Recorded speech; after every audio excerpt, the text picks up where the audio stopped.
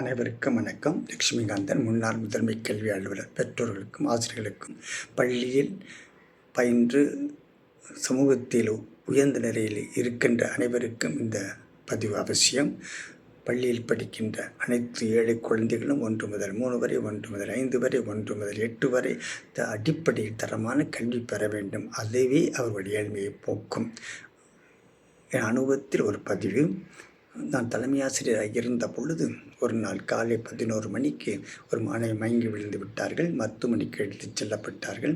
மருத்துவர்கள் பரிசோதித்து அவர்கள் சொன்ன கூற்று, இந்த மாணவி பல நாட்களாக சாப்பிடாமல் இருக்கிறார்கள் என்று கூறினார்கள். அந்த மாணவி விசாரித்த பொழுது தாய், தந்தை, மாணவி, 2 சகோதரர்கள், 5 பேர் ஒரு குடும்பம், கூலி வேலை, இரவு ஒரு நேர உணவு, மீதம் இருந்தால் காலையில் உணவு, இல்லை பட்டினியின் சூழ்நிலையில் பல நாட்களாக சாப்பிடாமல் இருந்துள்ளார்கள். காலை உணவு, மதிய உணவு, இரவு உணவு அனைத்து வசதியும் செய்து கொடுத்து 10 வகுப்பு வரை அவர்கள் படித்த பாடங்களில் உள்ள குறைகளை அகற்றி ஆங்கில புலமை வளர்த்து தீவிர பயிற்சி கொடுத்து பள்ளியிலே முதல் மதிப்பெண் பெற்றார்கள். பாலிடெக்னிக் சேர்ந்தார்கள். 6 ஆண்டுகள் கழித்து அதே தலைமை ஆசிரியர் அறைக்கு வந்தார்கள்.